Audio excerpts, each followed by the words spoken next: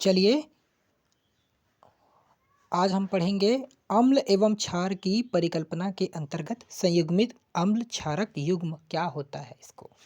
तो संयुग्मित अम्ल क्षारक युग्म में यह जो टॉपिक है ना, वो आपका ब्रोंस्टेड लोरी का जो सिद्धांत है, जो अम्ल एवं क्षार के ऊपर बेस है, उससे यहाँ टॉपिक जो है लिया गया है। तो ब्रोंस्टेड लोरी का सिद्धांत क्या कहता था कि जो अम्ल होता है ना, वो आपका प्रोटॉन को देता है। अम्ल क्या करता है, प्रोटॉन देता है, और जो क्षारक होता है वो आपका प्रोटॉन को ग्रहण करता है। यानी वह पदार्थ जो प्रोटॉन को त्यागता है या देता है उसको अम्ल कहेंगे, और जो प्रोटॉन को ग्रहण करेगा उसको क्षारक कहेंगे। ठीक है, तो उसी पर आधारित यह है। तो लिखा किए गए है कि जब कोई अम्ल प्रोटॉन को देता है, ध्यान से सुनिएगा, जब कोई अम्ल प्रोटॉन को देता है तो उसका जो शेष भाग बच जाता है। ठीक है, जैसे एग्जाम्पल यहाँ पर मैंने दिया है, इस एग्जाम्पल से हम इसको समझेंगे। एग्जाम्पल में उदाहरण में क्या दिया, HCl है। HCl जैसे प्रोटॉन को आपका देता है, ऊपर में लिखा है कि अम्ल प्रोटॉन देता है, तो HCl जैसे हाइड्रोजन जो क्लोराइड अम्ल है, हाइड्रोजन क्लोराइड अम्ल, वो आपका प्रोटॉन देगा यानी H+ देगा। H+ जो आयन है उसको हम त्यागता है, जैसे देता है, तो उसका शेष भाग, जो बचा हुआ जो भाग है वो कौन सा है, Cl- है। तो वही जो बचा हुआ भाग है उसमें प्रोटॉन ग्रहण करने की प्रवृत्ति आ जाती है। प्रवृत्ति क्यों आती है, क्योंकि उससे हमने प्रोटॉन को अलग कर दिया। तो अब वो चाहेगा कि वो प्रोटॉन को फिर ग्रहण करे, चाहेगा कि नहीं चाहेगा, चाहेगा, क्योंकि इसमें वो प्रवृत्ति आ ही जाती है। तो यहाँ पर जैसे Cl- है, तो उस Cl- में अब प्रवृत्ति आ गई, तो यह किसकी भांति व्यवहार कर रहा है, क्षारक की भांति। क्योंकि क्षारक का प्रॉपर्टी क्या है, क्षारक का प्रॉपर्टी ये है या गुण ये है कि वह जो है प्रोटॉन को ग्रहण करता है। तो वही प्रवृत्ति आपका Cl- में है। उदाहरण के लिए हमने देखा है Cl- में जब हमने हाइड्रोजन क्लोराइड से H+ यानी जो प्रोटॉन है उसको अलग कर दिया, तो जो Cl- जो बचा है, तो उस Cl- में क्या आया, प्रोटॉन को ग्रहण करने, यानी जो H+ है उसको ग्रहण करने की उसमें प्रवृत्ति आ गई। ठीक है, इसलिए जो Cl- है वो क्षारक की भांति व्यवहार कर रहा है। तो यही Cl- है वो क्या, संयुग्मित क्षारक है। किसके लिए, ये जो HCl हाइड्रोजन क्लोराइड अम्ल के लिए Cl- क्या है, एक संयुग्मित क्षारक है। तो अब संयुग्मित अम्ल क्षारक युग्म क्या है, तो यही जो अम्ल HCl है और Cl- है, इन दोनों का जो जोड़ा बनता है उसी को क्या कहते हैं, संयुग्मित अम्ल क्षारक युग्म कहते हैं। ठीक है, अब क्लियर हुआ। हाइड्रोजन जो क्लोराइड है जो अम्ल है, और Cl- है जो संयुग्मित क्षारक है, इन दोनों का जो जोड़ा बनता है, दोनों का युग्म जो बनता है उसी को संयुग्मित अम्ल क्षारक युग्म कहते हैं।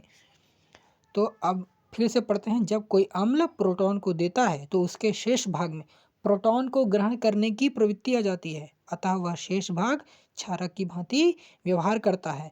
वह क्षारक उस अम्ल का क्या कहलाता है, संयुग्मित क्षारक कहलाता है।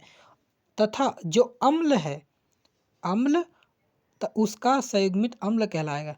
ये जो HCl है, हाइड्रोजन जो क्लोराइड अम्ल जो है, वो Cl- का क्या है, संयुग्मित अम्ल है, और Cl- संयुग्मित क्षारक है, तो ये जो है संयुग्मित अम्ल होगा। एक दूसरे के सापेक्ष में HCl के सापेक्ष में Cl- जो है संयुग्मित क्षारक है, और Cl- के सापेक्ष में हाइड्रोजन क्लोराइड HCl जो है वो आपका संयुग्मित अम्ल है, और दोनों का जोड़ा क्या बनता है, आपका संयुग्मित अम्ल क्षारक युग्म बनता है। ठीक है, उसी प्रकार H2SO4 है, आपका सल्फ्यूरिक अम्ल है, H2SO4 सेकेंड एग्जाम्पल में H2SO4 में 2H+ है, अलग हो जाता है, यानी कि 2H+ आयन जो कि प्रोटॉन है वो अलग हो जाता है, और क्या बचता है, SO4 2- आयन बचता है। ठीक है, तो ये जो SO4 2- आयन है वही संयुग्मित क्षारक है, क्योंकि इसमें आपका प्रोटॉन ग्रहण करने की यानी H+ को ग्रहण करने की प्रवृत्ति आ जाती है।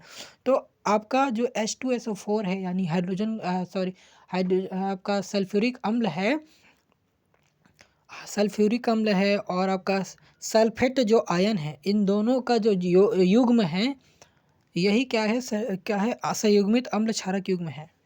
तो इस तरह से संयुग्मित अम्ल क्षारक युग्म क्लियर हुआ। अब इसमें हम कुछ महत्वपूर्ण बिंदु को देखते हैं। नोट में देखो, पहला, किसी प्रबल अम्ल द्वारा निर्मित जो उसका संयुग्मित क्षारक है वो दुर्बल होता है।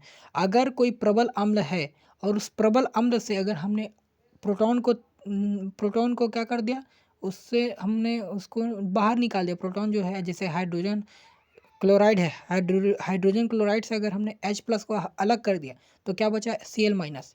तो ये जो Cl- होगा वो दुर्बल अम्ल होगा। क्यों? क्योंकि जो HCl है वो प्रबल अम्ल है और Cl- क्या हो जाएगा, दुर्बल क्षारक हो जाएगा। ठीक है, Cl- क्या हो जाएगा, दुर्बल क्षारक हो जाएगा। यानी एक प्रबल अम्ल जो है जब प्रोटॉन को देता है तो जो निर्मित आपका संयुग्मित क्षारक है वो दुर्बल क्षारक होगा। ठीक है, और जब अम्ल दुर्बल हो तो उसका जो संयुग्मित क्षारक है वो क्या होगा, प्रबल होगा। जैसे CH3COOH, ठीक है, ये क्या है, एक दुर्बल अम्ल है लेकिन इसका संयुग्मित क्षारक CH3COO- एक प्रबल क्षारक होगा। ठीक है, तो ये है इसका।